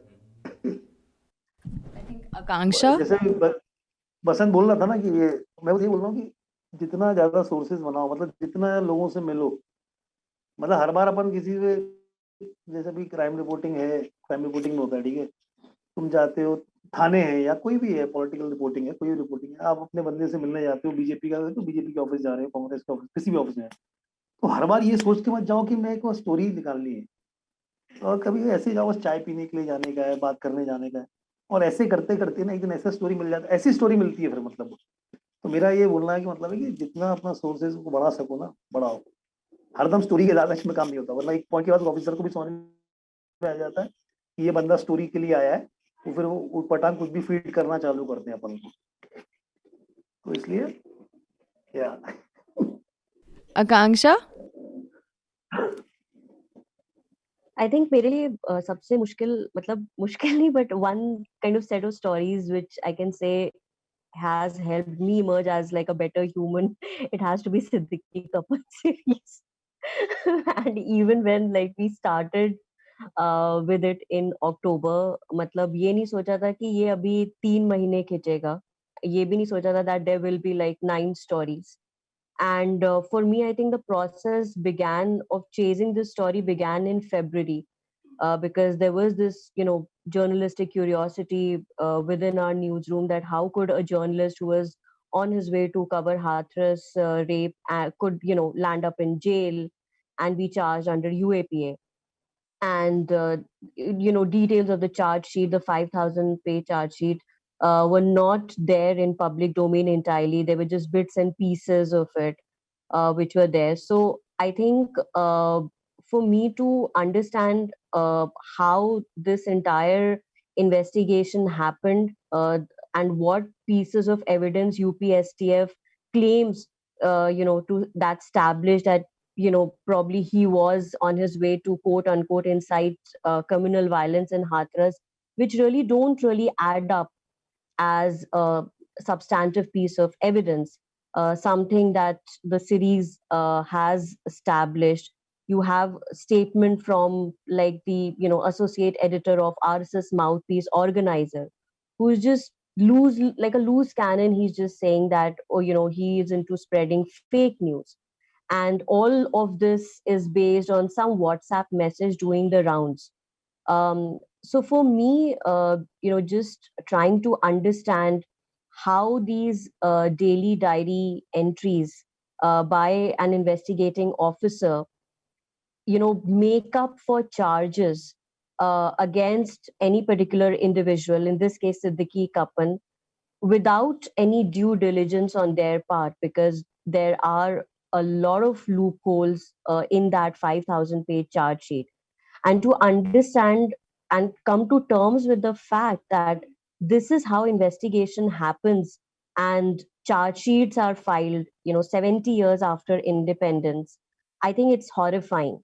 Some of the sentences that have been used in this charge sheet, uh, which we have discussed earlier also in another episode of RWO, कि ऐसा प्रतीत होता है कि अभियुक्त सिद्दीकी कपन सिमी के लिए काम करता था, when all those booklets are there in public domain. So I think it has just given me insight into how these investigation agencies function uh, under a certain political climate. And I think for me, I've also realized, because I never got a chance to cover Delhi riots on the ground or in detail. So for me, a great learning has been that how charge sheet can also be such a powerful format of storytelling, because you now know the language in which the state is, talking to people. In this case, PFI activists, because they are Muslims, because UP government thinks that they are the ones who were behind the 2019 CA violence in UP. So I think that has been a great learning for me. I had one question for both Ayush and Basant, especially after watching your video reports from Meerut and Muzaffarnagar, and especially this video of the fruit seller whom you have tracked, and it's a very difficult watch. Um, so I just wanted to understand. It's not just that you have got yourself embedded into it, it's also about enduring those frantic moments of search as you're tracking the family. So how did you manage to convince them that you wanted to record this? Actually, there was no time for us to even convince them or talk to them about what they were going through, because it's like me and Basant are standing right in front of this place where the vaccines were being or some medicines were being given out, and we turn back and there's this person lying unconscious on an e-rickshaw, and the people are wailing, crying, the sons are trying to pick him up and all this. Now the family's trying to save the father, and we didn't want to come in the middle to talk to them about or stop them from carrying their father, or take any of their time to talk about whether we can put this and whether we can talk to them, whether we can shoot you or this or that. We just started doing it, and we thought, okay, at some point if they think that this is too much, they'll stop us, and then we'll stop. But to their credit, that never happened, and we did the whole sweep of the main video report, the main shots you see, and then we went to meet them afterwards. Actually, I think First day we were in Meerut, that was first 2 days, and then we went to a couple of districts. And then we came, while we were coming back, we tracked them down, tracked down their house, and then we interviewed them, after, when they were in a much better state to talk and express and tell us, the history of this man, who he was, where he came from. And very well known fellow, because he had a fruit shop in front of the cricket stadium in Meerut. So most of the athletes, like Suresh Raina, some journalist, people who are from Meerut, very prominently remember this fellow. So then we interviewed them, and then we pieced the details together in the copy. And then they were, they wanted, they spoke to us, and they had no problems with that. But in that time, on the first day, we had no time to even talk to them. It didn't even seem right to stop them from what they were doing, because we discovered later that he died. But we thought, if something happens to him in the middle of all this, you feel as a reporter that you have taken the time and you are responsible to an extent for this. लेकिन उस दिन जब वो 2 से 3 minute का था पूरा, वो ई रिक्शा अगर टूटा नहीं होता तो थोड़ा और कम समय होता। वो बहुत कम समय था, उस वक्त परमिशन लेने का सिचुएशन ही नहीं था। एक टाइम पे ऐसे हुआ, उनकी पत्नी का पानी नहीं था, तो आई थिंक पानी का बोतल तुमने दिया, वो थोड़ा बहुत जो समय था। लेकिन हमने उसी दिन, जब वो उनके बेटे अपनी मदर को नहीं बताना चाहते थे कि इनका निधन हो गया, वो इमरजेंसी से स्कूटी से निकले और आनंद अस्पताल है वहाँ के लिए निकल गए। वो नहीं चाहते थे कि माँ को पता चले। तो वो महिला जिनके पति का निधन हुआ, और उनका एक बेटा, और उनके जिनका निधन हुआ था उनके बड़े भाई, ये तीनों लोग जा रहे थे। तो हमने उसी दिन उनके बड़े भाई से बाइट लिया, मतलब वीडियो इंटरव्यू किया, क्या थे, कैसे थे, क्या हुआ, और उन्होंने हमें दिया। लेकिन उस वक्त परमिशन लेने के लिए फिर हमने फैमिली से मिले, उनके घर गए, बातचीत हुई। लेकिन उस वक्त सिचुएशन ये नहीं था कि हम उनको रोक के पूछ लें कि भाई मतलब क्या वीडियो बनाए कि नहीं। और हम उनको शूट कर रहे थे, उनको कोई दिक्कत नहीं थी, उन्होंने भी रोका नहीं। तो हम आराम से करते गए और फिर वो स्टोरी आई। लेकिन उसको शूट करना बहुत मुश्किल था, अजीब लग रहा था कि सामने कोई ऐसे किसी का निधन हो रहा है। Actually, and at one point I remember there were some, I think, students of the medical college who, when the thing had broke down and we were just taking some shots, and they said कि आप कैसे लोग हैं, आपकी खुद की एक गाड़ी है, उसमें आप ले जाइए इनको. And at that moment, the moment comes, it blindsides you, where you have to make a decision. Like, yeah, हमारे पास एक गाड़ी है जिसमें हम ले जा सकते हैं इनको, लेकिन but then I thought, then we also had a driver, we had Basant, and Basant तो चलो, he's a sterling lad, but our driver has a family, has kids. So at that moment I thought, I can't take him in our car, because if something happens to Preetpal ji or something happens to you, I still had recovered from COVID, that will be even a bigger problem. So that was one decision we had to make on the go. The beach mein e-rickshaw toot gaya. But thankfully there was a scooter came, and then the scooter guys took him to the OPD. Any other questions, Akanksha? Anything else? So I had one question for you, Okay. and that was like regarding the coverage of farmers' protests. Like, I personally find the very exercise of revisiting a story or revisiting any particular protest site very draining. So how do you convince yourself as a reporter that there is a story, especially when there has been like an exhaustive coverage on that particular subject, and how does this process of ideation then happen? Like, how does it work for you? I always feel like there's never enough told, like especially when Shivangi and I did the last report about the Kisan Mazdoor Ekta Zindabad, and it was about caste. We were actually quite surprised that we'd not done this before. The things that people spoke to us during that time, after, and we'd been going almost every month for a year, and it never somehow struck me to do that story. I never asked those questions. But I think something happens between people and the reporter when you keep visiting, and there's something that will eventually come out of it that I think you cannot get unless you've been there 10 times. and unless they know you, unless they've come to mean something to you and you mean something to them as well. And I think that equation is very intimate and it's very special.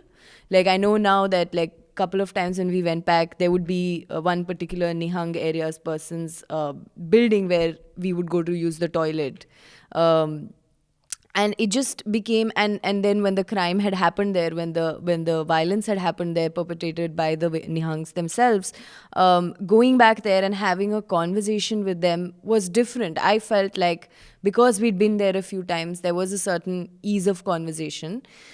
But I do think like it can get quite exhausting, especially in a place like Singhu, because there were so many barricades.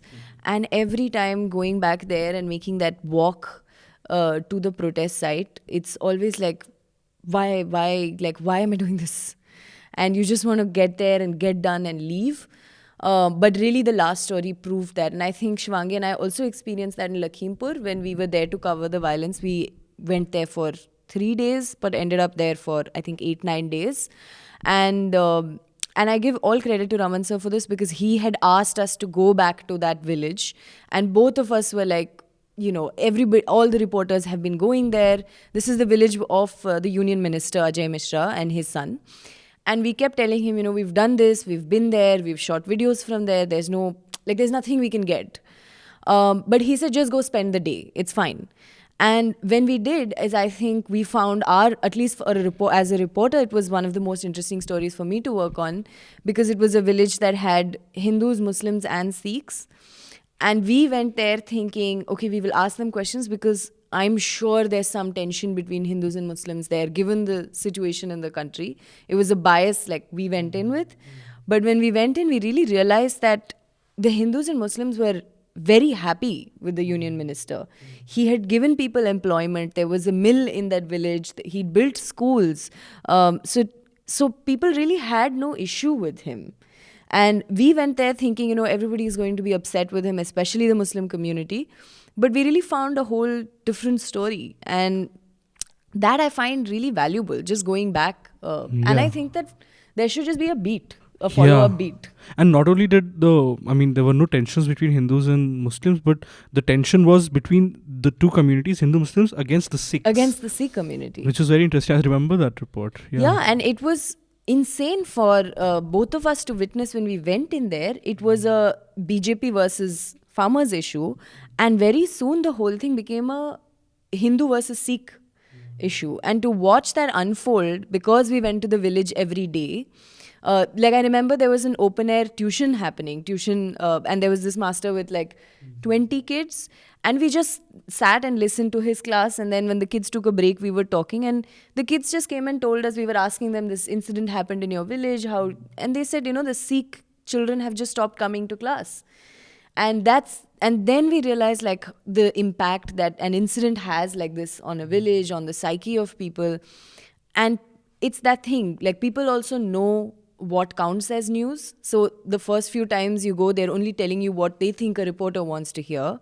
But it's only, I feel like when you go back a few times, you start realizing that there's layers of stories there. But actually, that's another question I wanted to ask everyone is, how have you kept your motivation alive through this year to work? Well, I'm not sure if I have kept my motivation alive.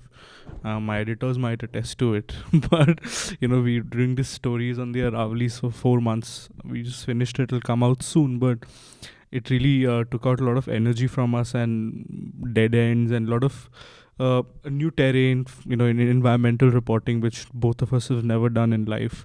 So after a point, it got really grueling, but I think you go on because first you get paid for doing this, so you know you have to look out for yourself. It's not the love of the profession. It's the love of the profession in the early years, in the first 2 years before the pandemic. I used to love journalism. I still do, you know. But after a point, real life does hit you. So it's not that I'm not motivated. I am motivated, and it's what my question went back to when I asked you guys about those stories, when I come across little stories somewhere, so despite however doubtful I feel, that I feel my faith is restored. So it's not, it's never your seniors or your juniors who actually make you, feel motivated. It's always other fellow journalists whose work you look at, and it can be a report on page 10th of a newspaper that no one will read, but you read it and you think, wow, this is so well done, this is why it's worth doing. Those are the things that keep you motivated. But besides that, I think the kind of reporting we do, there's not much room for idealism anymore. जो 30-31 तारीख को एक message आता है ना phone पे HDFC से, वही मोटिवेट करता है कि इस महीने भर काम करो तो एक मैसेज आएगा महीने के आखिरी में. खैर मजाक से हटकर मुझे तो मतलब लगता है जब कोई, मुझे तारीफ़ पसंद है, ठीक है, आलोचना भी पसंद है, मतलब आलोचना तो सुननी भी चाहिए, लेकिन अगर कोई मेरी स्टोरी आर्टिस्ट हो तुम, आर्टिस्ट हो, हाँ आर्टिस्ट हो तुम. हाँ आर्टिस्ट नहीं, मतलब अगर आप कोई रिपोर्ट कर रहे हैं, अगर अच्छी मेहनत से आप कर रहे हैं, तो अगर 2 लोग भी बोल देते हैं कि अच्छी रिपोर्ट थी, मुझे ये नहीं चाहिए कि मतलब वो भीड़ आए ट्विटर की, जो आप एक ट्वीट कर देते हैं अरे ब्रेव ये फलान ठिकान, जो ट्विटर पे आजकल ट्रेंड चल रहा है, कुछ ना करो किसी और का उठा के डाल दो या कुछ और लिख दो लोग, वो नहीं. एक समझदार पाठक जिसकी न्यूज़ को लेकर अच्छी समझ हो, वो आके कह देता है कि अच्छी रिपोर्ट है या तुम्हारी मेहनत दिख रही है, ऐसे भी हो सकता था. वो लगता है कि चलो कोई तो है जो पढ़ रहा है, देख रहा है और हमारे काम को तवज्जो दे रहा है, तो वहीं से मोटिवेशन मिलता है कि और अच्छा काम करे ताकि और वो तारीफ़ करे. ठीक है, तो वैसे इंसान को तारीफ़ पसंद है, सिर्फ मुझे ही नहीं पसंद. तो Nobody said anything. It's fair. तो Yeah. तो ये अच्छा लॉजिक तुम यूज़ किया कि जो मुझे लगता है वो सबको लगता है. नहीं, लेकिन तारीफ़ किसको पसंद नहीं होगा, मतलब इस दुनिया में शायद ही कोई हो जिसको तारीफ़ पसंद नहीं हो अपने काम का, जो आपने मेहनत से किया है. बिल्कुल. तो वो मुझे मोटिवेट करता है कि चलो, मसलन मान लीजिए कि कभी रवीश कुमार अगर हमारे स्टोरी को कोट कर देते हैं तो लगता है अच्छा चलो उनकी नज़र में हमारी स्टोरी जा रही है. मतलब वैसे बहुत सारे लोग कोट कर देते हैं तो अच्छा लगता है कि चलो और अच्छे से करेंगे और मेहनत करेंगे. तो वो मोटिवेशन का इतना सब डिप्रेसिंग हो रहा है इस समय में कि आपके मतलब आप सोचिए कोविड टाइम में जो भी ग्राउंड पे रिपोर्टर रहे हैं वो अपनी ज़िंदगी को रिस्क में डाल रहे थे एक तरीके से. अब आपको क्या चाहिए कि आप कुछ अच्छा कर रहे हैं तो लोग उसको देखें, लोग दिखाएं, पढ़ें, तो वो मिलता है तो चलो और अच्छा करने की एक चाह बनी रहती है. तो ये है मेरे लिए. Prateek ji and Akanksha, is there something you've actively practiced to keep yourself motivated to work? तो I think I agree with Basant. मतलब ये बात फैक्ट है कि बियॉन्ड अ पॉइंट जो ट्विटर का वैलिडेशन है वो बहुत काम नहीं आता है. I also find it quite overwhelming. But at the same time, we are also part of an industry where a lot of these senior journalists and veteran journalists, they don't really appreciate, young reporters. They don't really acknowledge the work that is being done. Especially क्योंकि मुझे ऐसा लगता है, और ये मेरा personal opinion है, कि ट्विटर भी एक तरीके का प्लेटफॉर्म बन गया है कि सब अपनी अपनी थाली लेके पीट रहे हैं. बट उसमें अगर जैसे कोई और सीनियर जर्नलिस्ट है, मतलब रोहिणी सिंह है या वॉशिंगटन पोस्ट के रिपोर्टर्स हैं, अगर वो आपको रीट्वीट कर रहे हैं या को ट्वीट कर रहे हैं, so I think that acts as a motivation. Of course, it as an influencer, it helps in getting your story noticed as well. But I think वो जो बीच में उससे वो जो high adrenaline rush मिलता है, मतलब I can't deny it कि it does act like a source of motivation. And of course, I think I've also realized that you need to there has to be a weekend when you completely detach yourself from news. And so for me, like, just following a course on fundamental rights, a legal course, has helped. It just helps in detox. So academic pursuit has kind of helped me in retaining sanity. Prateek ji? Twitter पे retweet होना तो खैर मेरे को motivate नहीं करता इतना ज्यादा कुछ. प्रतीक सर पे जब FIR हो जाता है तब मोटिवेट होते हैं. We're also full of क्योंकि ourselves. मतलब मौजूदा हालात में ऐसा है कि एक से बढ़कर एक खबरें ऐसी होती हैं कि बेचारे उनको कोई लाइक होता है ना वो शेयर होती है, कुछ नहीं होता उनको, और ऐसी कोई उटपटांग खबरें जो मतलब बहुत, जिसकी तादाद मतलब बहुत ज्यादा है, तो उसमें आप देख रहे होगे 1000 रिट्वीट है और तमाम चीजें, तो मतलब वो रिट्वीट मेरे को मोटिवेटिंग, हाँ, लेकिन मेरे को कभी लगता है कि यार कोई एक मोटिवेशन बोलो या क्या बोलो, कि ऐसा लगता है कि अपन ने जो स्टोरी करी है ना, उससे फाड़ू स्टोरी करनी है अगली। तो वो ऐसा लगता है कि हाँ यार, मतलब कुछ, मतलब मेहनत लगी हो उसमें थोड़ा सा, तो वो चीज़ थोड़ा मोटिवेट करती है। बाकी तो यही है बस। हाँ, वो जैसा बाकी बोल रहे हैं भाई, स्टोरी तो शेयर हो गई या कुछ अगर उसका इम्पैक्ट पड़ गया, जो कि बहुत रेयरली होता है, तो अगर पड़ गया तो वो एक बहुत चीज़ अच्छा लगता है कि यार चलो कुछ तो, किसी का कुछ तो हुआ अपनी स्टोरी के लिए, बस। बाकी Do यही you है have any motivation. questions for anyone, Pratik ji? हाँ, मेरे को एक सवाल पूछना है तुम सबसे। एज अ रिपोर्टर तुम कैसे देखते हो कि फेक न्यूज़ को काउंटर करने के लिए तुम्हें क्या करना चाहिए एज अ रिपोर्टर?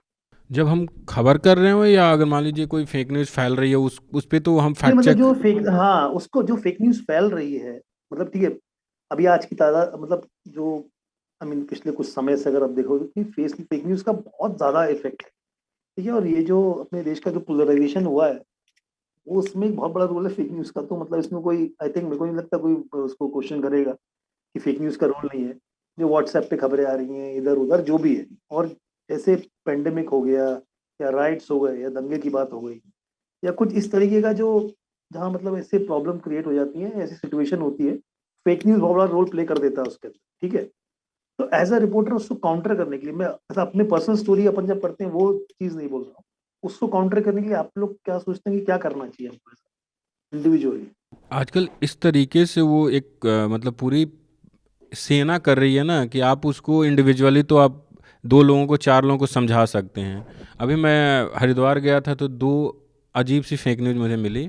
एक महंत हैं, उन्होंने मुझे कहा कि आपको पता है सोनिया गांधी भारत की प्रधानमंत्री क्यों नहीं बनी। मैंने बोला कि हाँ, वो काफ़ी विरोध हुआ था इसलिए नहीं बनी, उन्होंने मनमोहन सिंह को बना दिया। तो कह रहे नहीं, भारत इटली का सोनिया गांधी बहुत लंबे समय बाद जाके भारत की नागरिक बनी, और नियम ये है कि इटली इटली का नागरिक भारत में प्रधानमंत्री नहीं बन सकता और भारत का नागरिक इटली में प्रधानमंत्री नहीं बन सकता। मैंने कहा हाँ, ये आपकी नागरिकता नहीं है तो संभाव अलग बात है, लेकिन वो तो नागरिकता थी। तो उन्होंने कहा नहीं, आपको पता नहीं है, वो कोई त्याग वाग नहीं थी, वो भारत की नागरिक ही नहीं थी। तो ये हैरानी वाली बात। तो अभी हालात ये हो चुके हैं कि आप मिस इन्फॉर्मेशन को एक मतलब होना कि पूरे एजेंडे के तहत आपको काम करना पड़ेगा, नहीं तो इस तरीके से लोग, अब गांधी को लेकर इतना मिस इन्फॉर्मेशन है और लोग इतने कॉन्फिडेंस से बोलते हैं गांधी पर जैसे उन्होंने सत्य के साथ प्रयोग और गांधी का तो पूरा पढ़ लिया हो। तो वो उसको मतलब इंडिविजुअली हम कुछ नहीं कर सकते, हम रिपोर्ट कर सकते हैं। मान लीजिए जैसे दिल्ली राइट्स में ऑप इंडिया ने खबर चला दी 250 वर्ड की ग्राउंड रिपोर्ट कि वहाँ पे एक मंदिर पे हमला हो गया, मंदिर में तोड़ फोड़ की गई। मैं और आयुष गए, रिपोर्ट किए, मंदिर के पुजारी का आयुष ने इंटरव्यू किया, उसने कहा नहीं कोई तोड़ फोड़ नहीं हुई, पत्थर बाहर से आया था, मूर्ति के साथ कोई खिलवाड़ नहीं हुआ। लेकिन वो इतना इम्पैक्ट किया होगा अगर खबर फैल जाती राइट्स के दौरान कि मंदिर पे अटैक हो गया, तो वो राइट्स और बढ़ जाता। तो बस हम यही कर सकते हैं कि मतलब रिपोर्ट कर सकते हैं, फैक्ट चेक कर सकते हैं, लेकिन दुख की बात तो यह है कि जो फैक्ट चेक करने वाले हैं उनकी रीच जो झूठ फैलाने वाले हैं उनसे कम है। क्योंकि वो एक मतलब वो होता है ना कि मतलब प्लानिंग के साथ फेक न्यूज़ फैलाया जा रहा है। बिल्कुल। और हम ऑफ इंडिया का ऑल्ट न्यूज एक और फैक्ट चेक कर देगा, उसकी पहुंच उस हद तक नहीं है। मुझे याद है मैं गांव गया था, मेरे चाचा के फ़ोन में ऑफ इंडिया वो पढ़ रहे थे और ऑल्ट न्यूज़ और जिन उनका भतीजा जिस संस्थान में 3 साल से काम कर रहा है न्यूज़ लॉन्ड्री, वो नहीं जानते हैं। क्योंकि उनके आसपास सोशल मीडिया भी तो आपका फेसबुक वो पकड़ता है ना कि आप सर्च क्या कर रहे हैं, आप किस टाइप के कंटेंट पढ़ रहे हैं, तो आपको वैसे ही कंटेंट वो आपको प्रोवाइड कराता है। तो आप ज़्यादा उस टाइप की चीज़ें पढ़ेंगे, हिंदू मुस्लिम पढ़ेंगे तो आपको वैसे हिंदू मुस्लिम परोसेगा। आप थोड़ा सा अच्छी रिपोर्ट पढ़ने लगे तो अच्छी चीज़ें दिखती है, वो फेसबुक का पूरा एल्गोरिथम है। तो वो ऑफ इंडिया पढ़ रहे थे, बाकी जो फर्जी वेबसाइटें हैं जिनके कोई फैक्ट नहीं होता उनको पढ़ते हैं और वो हमें नहीं पढ़ते, तो उनका रीच कम है। तो ये तो है कि बहुत मुश्किल है सोशल मीडिया के दौर में फेक न्यूज़ को कंट्रोल करना, लेकिन इंडिविजुअली आप थोड़ा बहुत कर सकते हैं, आप बहुत बड़ा बदलाव तो नहीं ला सकते। मैं भी ये मतलब जैसे मैं बस आयुष एक चीज और मैं तुम लोग से मतलब इसी में एक पूछना चाह रहा था कि जो अपना, जैसे अपना हिंदी का जर्नलिज्म है, जैसे अभी वसंत ने बोला कि वो गांव में मतलब उनके पास ऑप इंडिया है और बाकी तमाम वेबसाइट है, लेकिन न्यूज लॉन्ड्री नहीं है। तो उसको लेके क्या सोचते हो, मतलब कि उसको कैसे ये कर सकते हैं अपन? जैसे बीबीसी हिंदी है यार, ठीक है, उसका भयंकर रीच है, मतलब भयानक। इसमें वो खबर होती है, वो पहुंचती है, मतलब डेफिनेटली। लेकिन ऑप इंडिया बीबीसी बहुत पुराना जमाने से, लेकिन ये ऑप इंडिया वगैरह तो कुछ ज्यादा पुराने नहीं है, जी। फिर भी इनका रीच इतना क्योंकि वो हो जाता है, मतलब। क्योंकि मुझे लगता है बहुत एक बेसिक लेवल पे कोई भी चीज़ भड़काऊ होती है तो वो ज़्यादा तेज़ फैलती है। और अगर आप ये बोले कि फ्रंट न्यूज़पेपर खोला और फ्रंट पेज पे लिखा है कि यहाँ लाइट कटी थी, कुछ बड़ी बात नहीं हुई, कभी फ्रंट मतलब हेडलाइन नहीं होती। फेमसली कहते हैं कि वर्ल्ड की सबसे एक बोरिंग हेडलाइन थी किसी पेपर में 100 साल पहले की, minor earthquake in Chile not many dead. तो मतलब वैसी हेडलाइन कोई पढ़ना नहीं चाहता, लोगों को चाहिए कि कुछ डेंजरस कंज्यूम करें। तुमने गांधी का बात करा तो गांधी रोट इन हिंद स्वराज की, good travels at a snail space but evil has wings. तो बुरी चीज़ें उड़ती हैं लेकिन जो अच्छी चीज़ें होती हैं वो रेंगती रेंगती जाती हैं। तो मेरे को ये लगता है कि एक अच्छी चीज़ ये दिखती है कि ये सब ग्रेजुअली तब चेंज होगा जब, ठीक है, हमारे माता पिता या दादा दादी या जो भी लोग हैं, even the young people today, अगर वो एक गंदा कंटेंट कंज्यूम करते हैं क्योंकि उनके व्हाट्सएप या उनके फ़ोन पे उसी को मतलब एक बढ़ावा दिया जा रहा है, इट्स बीइंग बॉम्बार्डेड, तो उनके आसपास भी लोग होंगे, जो भी बच्चे होंगे, जो देखते होंगे कि ये मतलब जो वो जनरेशन जो जनरेशन आज 9-10 साल की है, जो 15-20 साल बाद टेक्नोलॉजी को हमसे अच्छे से ज़्यादा समझेगी, क्योंकि my parents don't understand technology better but I do understand better. I think someone who comes after me will understand even better. तो जो जनरेशन इन चीज़ों के साथ बड़ी होगी 20 साल में 30 साल में, उनके साथ ये दिक्कतें नहीं आएंगी क्योंकि उन्हें एक अच्छे से ज़्यादा इंसाइट होगी कि जैसे चीज़ें कैसे चलती हैं। तो इट्स जस्ट कि सोशल मीडिया इतना 15-20 साल पहले इतनी बड़ी धक्का दे के दुनिया में घुसा है कि कुछ लोग ट्रॉमेटिक इवेंट है, लोग उसको प्रोसेस करना नहीं जानते, उसको हैंडल करना नहीं जानते। लेकिन धीरे धीरे जब एक समय आएगा जब लोग समझने लग जाएंगे फंडामेंटल लेवल पे, और अगर हमारे पॉलिसी मेकर्स कुछ करेंगे, मीडिया लिटरेसी होगी तो और अच्छी बात होगी। लेकिन I think as it settles over time things will become better, but as a journalist I agree with Basant that हम कुछ ज़्यादा नहीं कर सकते, हम जाके उसको डिस्प्रूव कर सकते हैं, लेकिन वही अब हमें हमारी रीच उतनी है नहीं तो वो कौन पढ़ पाएगा। I also think it's about the questions we ask, because I feel like there's what we consider fake news and what we consider fact, but a lot of times we're also not really asking why the fake news spreads so much. Like, what role does this misinformation play in the life of the person who's sending this into 10 groups, right? Because I do think that the system which spreads fake news has made the people part of it, has given them a sense of purpose. Like, they all feel like they're part of doing some greater good. And that, of course, gives them so much conviction to do this. And it was only when, like, we did the story on Sushant Singh Rajput's death, when we spoke to these 3 men who were continuously spreading such fake news about Rhea Chakravarti. They were making videos reenacting how she's a witch and how she's doing black magic. And at the face of it, it's such crap. Like, it's problematic. But for me, it was interesting to kind of look at why was this person so convinced? Why does Sushant Singh mean so much? Like, one of the guys had not even heard of Sushant Singh till he died. But he became his life because for the first time, for this guy doing third year engineering in Noida, because he'd created this Facebook group, for the first time he had women talking to him. Like, he said, I have 2 women who call at night and talk to me about how depressed they are about Sushant Singh's death. And I love that I get that attention. So this means so much to him. Like, I feel like it's also a problem with us. We've also become as dogmatic and rigid as the right wing, who we claim don't really listen. Yeah. I also feel like we've also become that. We've also started rejecting, saying that this is fake news, but really questioning, because there's no other way to address it, I think, other than really talking and understanding why it's problematic. It happens within our family also. Like, my mom will say, like, that, when I think there was one time when Yogi went to a village which was a complete lower caste, a Dalit village, and he'd sent soaps earlier for them to take a bath. And it's a very casteist thing to do, but she was very convinced that it's a Swachh Bharat thing, right? And I couldn't have that discussion with her because it was too frustrating.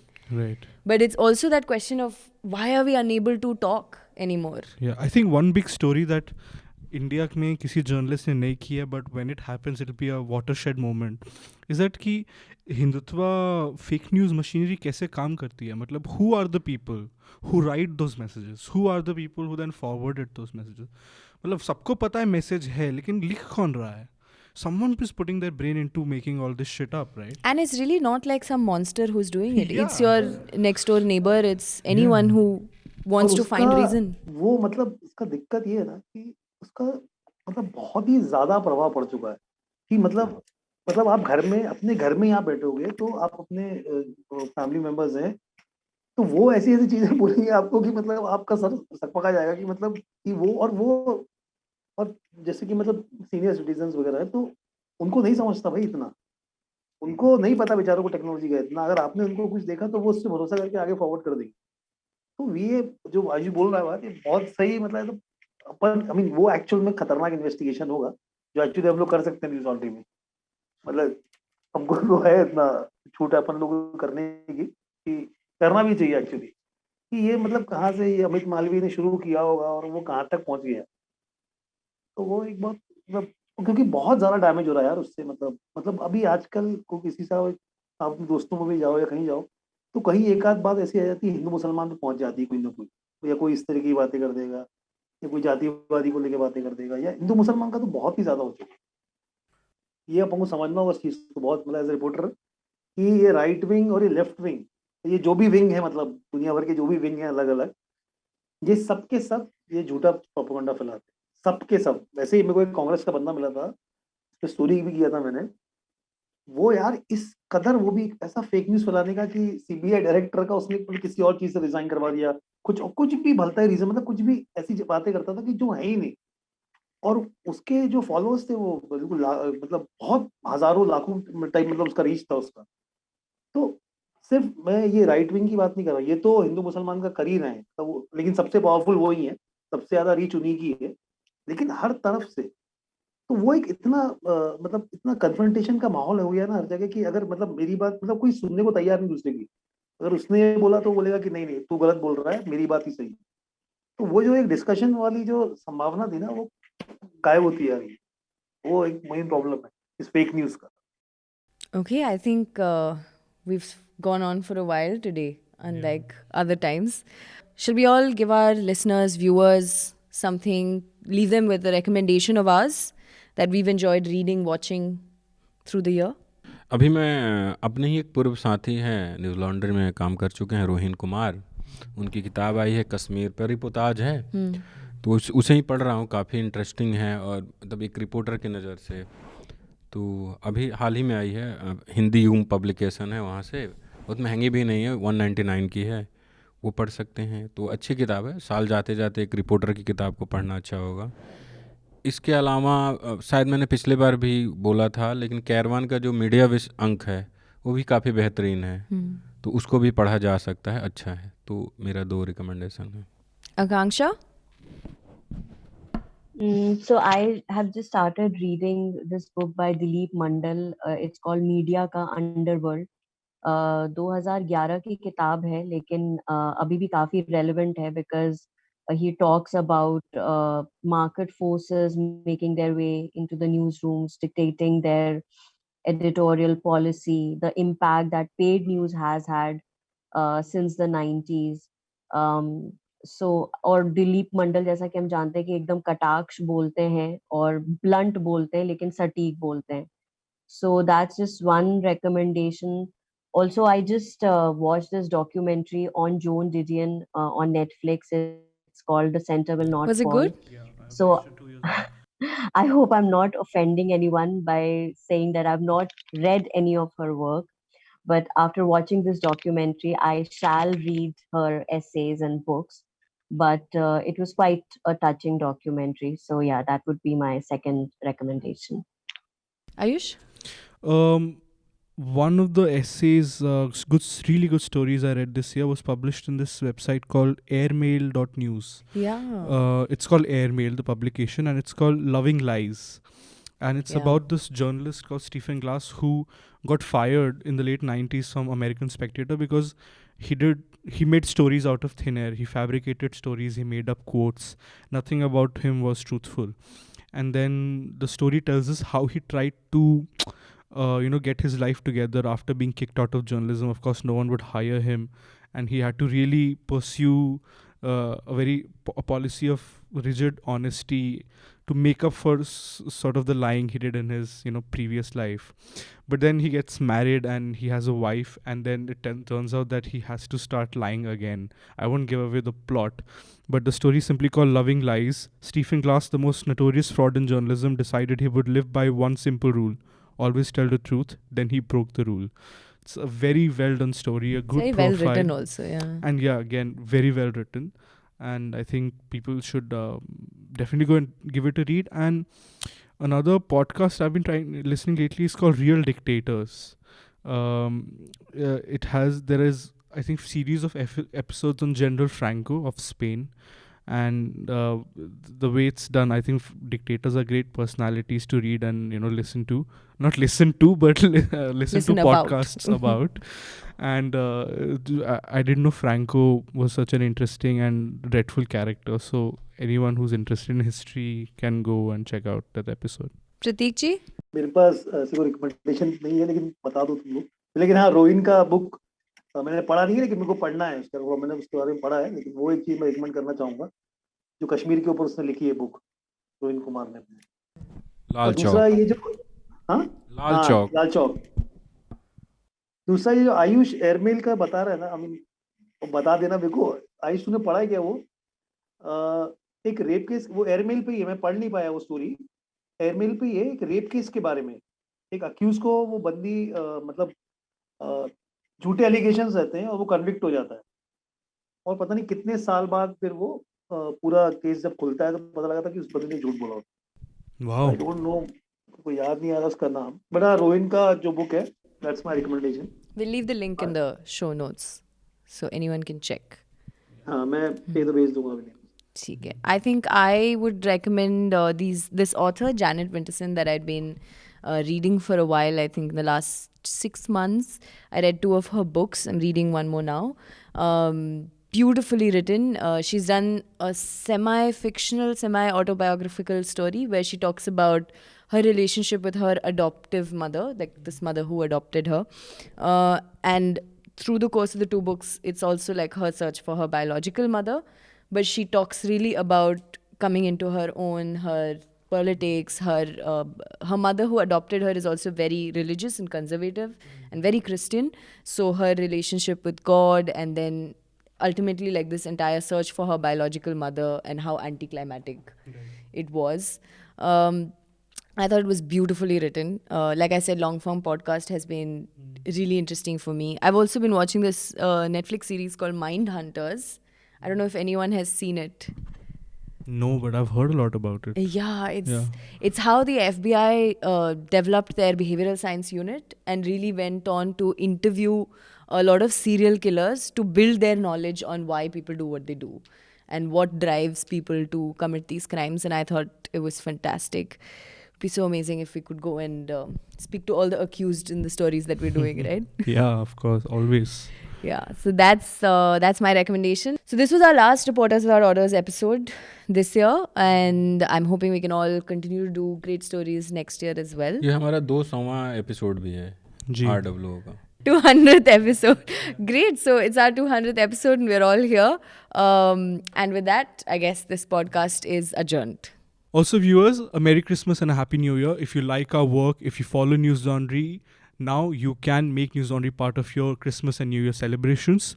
We have exclusive Christmas merch, which is you can go to our website and buy it. Actually, there was an offer that was supposed to expire earlier, but now it's extended till January 5th. And for that, head over to the link newslaundry.com/Christmas offer. And you can buy our merch there. So please check it out. The subscription model is something that keeps News Laundry afloat, but we need hundreds of thousands of people to completely transform the news ecosystem. So you pay for news, so it serves you. So click on the link with this video, subscribe to News Laundry and pay to keep news free, और गर्व से कहो, मेरे खर्च पर आज़ाद है खबरें.